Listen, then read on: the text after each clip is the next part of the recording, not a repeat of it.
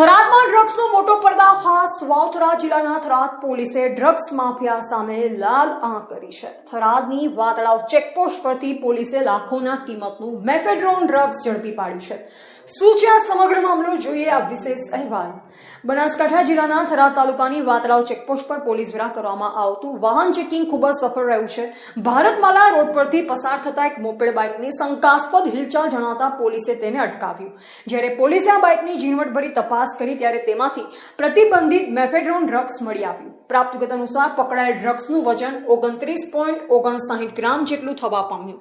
આટલી મોટી માત્રામાં ડ્રગ્સ મળી આવતા પોલીસ પણ ચોંકી ઉઠી. આ કેસમાં થરાદ પોલીસે સાજિદ ખાન રૌમા નામના એક ઇસમને ઘટના સ્થળેથી ઝડપી લીધો. પોલીસે ડ્રગ્સ અને વાહન મળી કુલ ₹1,41,710 મુદ્દામાલ જપ્ત કર્યો છે. હાલમાં આરોપીની અટકાયત કરી તેની વધુ પૂછપરછ હાથ ધરવામાં આવી છે. આ ડ્રગ્સનો જથ્થો ક્યાંથી લાવવામાં આવ્યો અને કોને પહોંચાડવાનો હતો? થરાદ પોલીસની સતર્કતાના કારણે ડ્રગ્સની હેરાફેરી કરનાર એક મોટા સોદાગરની ધરપકડ કરવામાં સફળતા મળી છે. થરાદ પોલીસની આ કાર્યવાહીથી ડ્રગ્સના કાળા કારોબાર સામે જોડાયેલ તત્વોમાં ફફડાટ વ્યાપી ગયો છે. હવે જોવું રહેશે કે તપાસમાં આગળ કયા મોટા નામ બહાર આવે છે.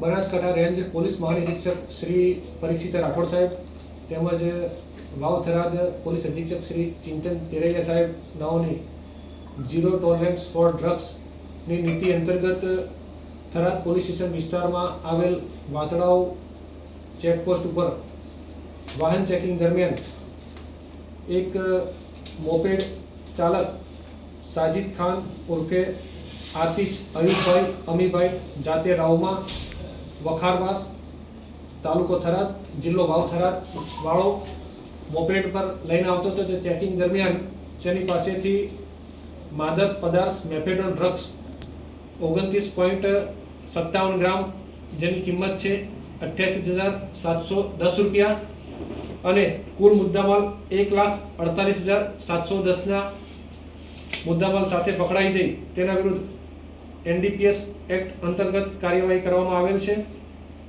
અને પકડવાનો બાકી આરોપી અરમાન ચૌહાણ સાચોર જિલ્લો જાલોર રાજસ્થાનવાળા વિરુદ્ધ કાર્યવાહી કરી અને વાવ થરાદ જિલ્લામાં ઝીરો ટોલરન્સ ફોર ડ્રગ્સની નીતિ અંતર્ગત કાર્યવાહી કરવામાં આવેલ છે.